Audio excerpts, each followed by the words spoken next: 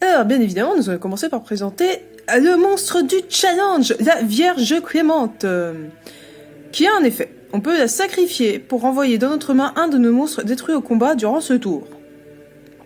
Accessoirement, elle a demi de défense. On va donc la jouer en x3. Élément important qui a structuré un peu le deck, elfe lumière. Nous allons jouer en x1 Marie, l'ange déchu. Ne vous inquiétez pas, son intérêt, c'est dans le cimetière. Alors en plus, c'est vraiment un effet accessoire. Une fois par tour, durant la stand-by phase, on peut gagner 200 points de vie. Voilà, cette carte doit être dans le cimetière pour activer et résoudre cet effet. Très accessoire, mais bon, qui n'a jamais gagné un duel à 200 points de vie près? Eh ben, c'est déjà arrivé. On va la jouer qu'en x1. Et pourquoi on la joue? Parce qu'on va jouer Sainte-Jeanne. Et la fusion qui nécessite la Vierge Clémente et Marie, l'ange déchu. Voilà, donc elle n'a pas d'effet, mais elle a 2800 d'attaque, c'est un elfe lumière. On va la jouer en x3. En x2, ça passe très bien dans le deck, mais en x3, vous allez voir que c'est mieux. Nous allons jouer donc une conscription de fusion. Donc on révèle un monstre de fusion de notre extra deck et on ajoute un des matériels de fusion listés sur la carte depuis le deck ou cimetière à notre main. Et si on le fait le reste de ce tour, après activation de cette carte, on ne peut pas l'invoquer. Voilà. On ne peut pas invoquer le monstre qu'on aura ajouté ni activer ses effets. Donc, l'un des intérêts d'avoir Sainte-Jeanne en x3, c'est que cette carte, ce sera jamais une brique qui ne pourra jamais être jouée. Et c'est surtout parce que on va jouer 3 déploiements fusion. Même principe, on va révéler un monstre de fusion dans l'extra deck et invoquer spécialement un des matériels fusion dont le nom est spécifiquement listé sur la carte, depuis main ou deck. Donc, les deux seuls choix possibles, parce qu'on va jouer d'autres fusions, mais bon, les deux seuls choix possibles seront donc la Vierge Clémente et Marie, l'ange déchu. Il faut que ce soit spécifiquement marqué. Un monstre rocher, ce n'est pas spécifique. Attention à la restriction, on est lock aux fusions. Le tour, on active cette carte. Et on ne peut en activer qu'un par tour. Ça n'empêche pas de jouer en x3, c'est trop bien. Nous allons ensuite jouer 2 polymérisation. J'en reviens pas dessus, ça fait une fusion depuis main et terrain. Nous allons jouer également 3 fusions du futur. Alors la fusion du futur, magie continue qu'on active. Il se passe rien, un tour on active. Voilà. Si elle se fait détruire, tant pis. Durant notre première stand-by phase après activation de cette carte, on montre un des monstres fusion de notre extra deck et on envoie les matériels fusion depuis le main deck seulement, au cimetière. Donc si jamais on avait Marie l'ange déchu en main, on peut pas la faire. Mais cette carte ne demande pas un monstre listé spécifiquement, donc on va jouer d'autres fusions qui vont lister des monstres elfes, lumière, rochers, enfin voilà. Donc ça marche. Première stand-by, on envoie les matériels. Deuxième stand-by, après activation de cette carte, on invoque par fusion un monstre fusion depuis extra deck du même nom que le monstre qu'on a montré. En gros, on le montre. Et on le cible avec cette carte, bref. Si cette carte quitte le terrain, on détruit le monstre. Et lorsque la cible est détruite, on détruit cette carte. Et si cette carte est détruite avant, la première stand-by phase ou peu importe, évidemment, on ne peut pas faire la fusion. Ah oui, c'est une magie continue, elle doit être sur le terrain. On va donc jouer un petit terrain sympathique. Un champ centrifuge. Lorsqu'un monstre de fusion est détruit par l'effet d'une carte et envoyé dans le cimetière, on cible un des monstres matériels de fusion inscrits sur la carte du monstre et on en fait une invocation spéciale sur notre terrain. Voilà. C'est pratique. On va également jouer usine de recyclage fusion. Une fois par tour, on peut défausser une carte pour ajouter une poly depuis nos decks ou cimetière à notre main. Donc pratique. À ne faire évidemment que si on a intérêt d'avoir soit la carte dans le cimetière, soit d'avoir la poly dans la main. Et une fois par tour, durant la end phase, on peut cibler un monstre dans le cimetière qui a été utilisé comme matériel fusion pour une invocation fusion ce tour. On respire. Et on l'ajoute à la main. Voilà. C'est pas mal. Ça nous permet quand même d'avoir plusieurs cartouches en main. On va finir là-dessus pour les fusions, ça commence à faire pas mal. Nécrofusion, qu'on va jouer en x2. Ça, c'est tout simple, c'est une piège qui permet de faire une fusion depuis extra deck en bannissant les monstres depuis le terrain. Mais il ne peut pas attaquer ce tour. Voilà, donc attention, si vous l'utilisez pendant votre tour, il ne pourra pas attaquer. Alors, nous allons jouer 3, la lumière fusion du Somodi. Cette carte peut se substituer à un monstre matériel de fusion. C'est-à-dire qu'elle peut se substituer, pas évident à dire, à la Vierge Clémente ou à Marie l'ange déchu. Les autres monstres matériels de fusion doivent être corrects. On peut pas faire 2 lumières. Alors, on peut aussi, donc, lorsque cette carte est sur le terrain, on peut sacrifier des monstres matériels de fusion sur le terrain en incluant cette carte face recto et invoquer spé un monstre de fusion lumière depuis extra deck. C'est une invocation spéciale. Vous ne pourrez donc pas faire un monster reborn dessus ou d'autres choses. En x3. Ensuite, nous allons jouer 2 anges de AET. Vous pouvez en jouer 3. Durant la main phase, en fait, on peut renvoyer cette carte face recto depuis le terrain à la main. Ça peut être pratique, puisque nous avons quelques spés de monstres lumière directement depuis le deck, donc on peut récupérer. Sinon, son intérêt, si vous ne connaissez pas, c'est que durant la dommage step de chaque joueur, lorsqu'un monstre lumière qu'on contrôle combat, on peut envoyer cette carte depuis notre main au cimetière. Jusqu'à la fin de ce tour, le monstre gagne une attaque égale à l'attaque du monstre de l'adversaire qui combat. Ouais. Donc, très très pratique, en plus ça vient des mains, on s'y attend pas. Enfin, si un peu quand on joue contre de la lumière à force, mais bon. x2, x3, c'est possible. On va jouer 2 invocateurs de Nova. Donc, ça c'est pour avoir de la défense. Voilà, c'est des monstres elfes, on reste sur le thème, elfes, lumière. Lorsqu'elle est détruite au combat et envoyée au cimetière, on peut spé un monstre lumière elfe avec une attaque de 1005 ou moins depuis le deck. Voilà, c'est pratique. En x2. En x3, nous allons jouer Ange Lumineux. Lorsque cette carte est détruite au combat et envoyée au cimetière, on peut invoquer spé un monstre lumière. Donc c'est moins restrictif. Avec max 1500 d'attaque depuis notre deck en position d'attaque face recto. L'avantage c'est qu'avec lui, on peut spé la lumière fusion du saut maudit. Si on en a un intérêt, évidemment. x3. x3 également, nous allons jouer Athéna. Chaque fois qu'un ou plusieurs monstres de type elfe sont invoqués, infligez 600 points de dommage à l'adversaire. Moi, j'adore avoir au moins une petite carte de burn dans un deck, des fois quand t'arrives pas à passer. Une fois par tour, on peut envoyer un monstre de type elfe face recto qu'on contrôle, sauf elle-même, au cimetière pour sélectionner un monstre de type elfe, sauf elle-même, dans le cimetière et le spé. Voilà. En x3 parce que c'est bien. Voilà.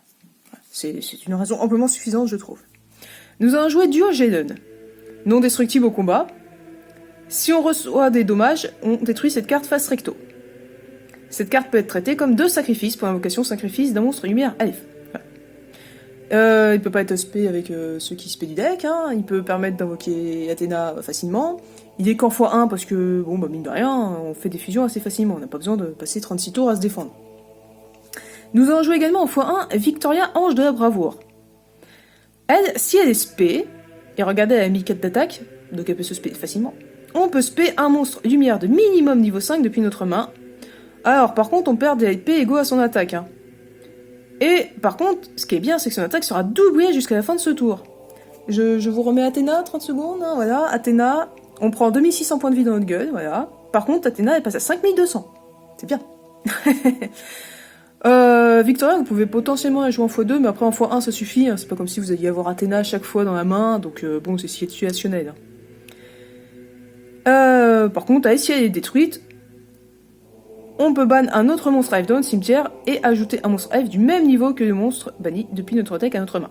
Voilà, donc elle est pratique quand même. Nous allons jouer une petite engine Chevalier Gemme. Donc on va commencer par la rose brillante. Attention, c'est un rocher. Elle est toujours traitée comme une carte Chevalier Gemme. Son effet est très accessoire, donc c'est pour ça déjà qu'on va la jouer qu'en x1. On peut défausser une carte Chevalier Gemme ou musique pour l'aspect. Bon, imaginons. Une fois par tour, on peut envoyer un monstre Chevalier Gemme ou musique depuis extra deck au cimetière jusqu'à la fin de ce... En gros, ça devient le même. Voilà, pour faire simple. Accessoire, mais bon, vu qu'on joue Fusion Nécro, ça peut être pratique. Par contre, l'engine, c'est Chevalier Gemme, pas de musique. Et nous allons jouer seulement ces 3 autres cartes. C'est Quartz, Chevalier Gemme. Attention, il est terre et pas lumière, ne vous faites pas avoir. Son effet, c'est que si notre adversaire contrôle un monstre, on peut défausser cette carte, poser une magie continue fusion directement depuis notre deck. Alors, ça nous lock à l'extra deck des monstres Chevalier Gemme, le reste du tour. Mais vous avez vu, ça nous permet de poser directement fusion du futur. Si cette carte est utilisée comme matériel pour une invocation fusion et est envoyée au cimetière ou bannie, on peut ajouter un monstre Chevalier Gemme, sauf lui-même depuis le cimetière à notre main. Voilà, donc on peut récupérer potentiellement Rose Brillante. Si on a de la chance et qu'il est déjà dans le cimetière. En x3 donc, parce que c'est pratique. Les fusions Chevalier Gemme, nous allons jouer, alors le plus cheaté, enfin le plus cheaté dans ce format. Diamant Rose, Dame Chevalier Gemme. Je suis resté sur des fusions assez soft. Attention à les terres. Un monstre chevalier gemme, un monstre elfe. Ça va, facile. Une fois par tour de l'adversaire, la première fois qu'un ou plusieurs monstres chevalier gemme va être détruit par un effet, ils ne sont pas détruits. Durant votre tour, donc à nous, lorsque l'adversaire active un effet de monstre effet rapide, on peut bannir une carte chevalier gemme depuis notre cimetière, puis si vous avez une carte face recto contrôlée par l'adversaire, détruisez-la. Voilà. C'est fort puisque c'est des effets rapides, mais après c'est un effet rapide durant notre tour, donc ouais, on n'empêche pas l'adversaire de jouer. En plus on n'annule pas, bon après on détruit. En x2. Vous pourrez supprimer des cartes de extra deck pour le mettre en x3 si vous préférez. Séraphinite, chevalier gemme. Attention à les terres. Un monstre chevalier gemme, et lui c'est un monstre lumière. Durant la même phase, on peut invoquer, poser normalement un monstre en plus. Voilà. C'est pratique. Niveau 5, on en reparlera après, mais je vais jouer juste un seul synthoniseur qui est niveau 3, ça nous fera un accès direct à une synchro 8. Par exemple, on joue au x2. Cette magnifique carte que Panda va vous mettre, que j'attends. Zircon chevalier gemme. Voilà, lui c'est un monstre chevalier gemme et un monstre rocher. Donc on peut faire avec la fleur, la rose, ou bien avec la fusion du Somodi. Par exemple. En x1 seulement, il est juste là pour un peu de patate, c'est pas trop mal, on aime les patates. Nous allons jouer en x2 Valhalla, Sanctuaire du Déchu, qui peut être pratique pour spé Athéna, qui peut être pratique pour spé Victoria également. Une fois par tour, si on ne contrôle aucun monstre, on peut spé un monstre de type elfe depuis la main. En x2 seulement, faut pas... c'est pas la carte qui fait tourner le deck non plus. Le petit synthoniseur, gardien de la paix. Donc il est évident que si jamais vous ne voulez pas, vous voulez jouer que en rétro, que avec des fusions, vous virez, vous mettez 2 autres cartes à la place, un ange de vérité et autre chose. Alors, attention, on ne peut se servir de cette carte que pour un monstre synchro de niveau 7 ou plus. Donc les monstres synchro que j'ai mis dans l'extra deck sont de niveau 7 ou plus, voilà. Une fois par tour, ce monstre synchro ne peut pas être détruit au combat. Pratique. Et chaque fois que cet effet est appliqué, ce monstre perd 400 points d'attaque et de défense à la fin des dommages step. Voilà. Il sert qu'à ça, lui. Genre, je joue en x2, parce qu'on va jouer un petit peu de synchro, mais... Un petit équipement sympathique, des pantoufles de verre. Si c'est équipé à un monstre elfe, en fait, il gagne 1000 d'attaque. Et si c'est équipé à un monstre non elfe, il ne peut pas attaquer et il perd 1000 d'attaque. Donc selon les cas, en fait, dans tous les cas, ça nous fait un boost de 1000 d'attaque. Son autre effet, on s'en moque. En x2, donc. Des synchros. En français, je sais pas. Donc en anglais, ce sera Maple Maiden. Si cette carte est invoquée spé, on peut déclarer un attribut et cette carte gagne les effets suivants. Tous les monstres face recto deviennent de cet attribut. On peut déclarer lumière, tout le monde devient lumière. Ou d'autres, selon les cas, selon ce qui se passe sur le terrain. Sachant que un des rulings de Yu-Gi-Oh, c'est que c'est... si jamais, imaginons, il y a déjà une carte qui dit cette carte est à l'attribut, si une autre carte arrive sur le terrain après, c'est elle qui a la priorité. Alors, oui, on peut cibler un monstre d'adversaire dans la zone monstre main. Notre adversaire doit envoyer une carte adjacente, ça peut aussi être carte adjacente magie ou piège, au cimetière. Voilà, c'est pratique. Situationnel, mais pratique. Dragon rose noir. Ah bah lui c'est pas compliqué, il arrive sur le terrain, on détruit toutes ses cartes. Voilà. On peut, on n'est pas obligé. Même lui-même, Sigma Vinon. Alors j'ai mis, mais vous pouvez... au cas où vous y avez. Un synthoniseur lumière, un monstre non synthoniseur lumière, au plus, ça va. Lorsque cette carte déclare une attaque, si c'est le seul monstre que vous contrôlez, vous pouvez équiper une magie d'équipement depuis notre deck à cette carte face recto. Donc dans tous les cas, c'est comme s'il était à 2800. Voilà. Bon, c'est pas le meilleur, j'ai mis parce qu'il est elfe et lumière, mais bon. Michael le Grand, Seigneur Lumière, est déjà beaucoup plus intéressant. Une fois par tour, on peut payer 1000 points de vie, puis cibler une carte sur le terrain, bannissez la cibler. La suite du texte, on s'en moque un peu, juste à la fin, durant chacune de vos end phases, envoyez les 3 cartes du dessus de votre deck au cimetière. Voilà. Lui, il est bien. Il est lumière. Ça marche avec Ange de vérité. L'ancienne vouivre sacrée. Tant que nos LP sont supérieurs à ceux de l'adversaire, cette carte gagne une attaque égale à la différence. Si nos LP sont inférieurs, elle perd une attaque égale à la différence. Donc bon, à ne pas jouer au mauvais moment. Lorsque cette carte est détruite au combat et envoyée au cimetière, on peut payer 1000 points de vie pour l'invoquer spécialement. Elle peut être vraiment pas dégueulasse. Dragon poussière d'étoile. C'est justement lui qu'on peut faire grâce à la fusion Chevalier Gemme plus Gardien de la Paix qu'on invoque normalement. Lorsqu'une carte ou un effet va détruire une ou plusieurs cartes sur le terrain, et effet rapide, on peut sacrifier cette carte pour annuler et détruire. Et durant la phase, si elle a activé ce tour et n'a pas été annulée, on peut le spé depuis le cimetière. Alors l'avantage, je vérifierai, mais normalement je suis assez sûr de moi. Quand elle va revenir sur le terrain, si jamais elle avait perdu des points d'attaque et de défense par l'effet du Gardien de la Paix, il va revenir à 2005-2000. Bon, je vérifierai ce rolling et je mettrai un commentaire si je me trompe. Promis. Ensuite, l'autre synchro, Dragon de l'Ascension Céleste. Synchro 10.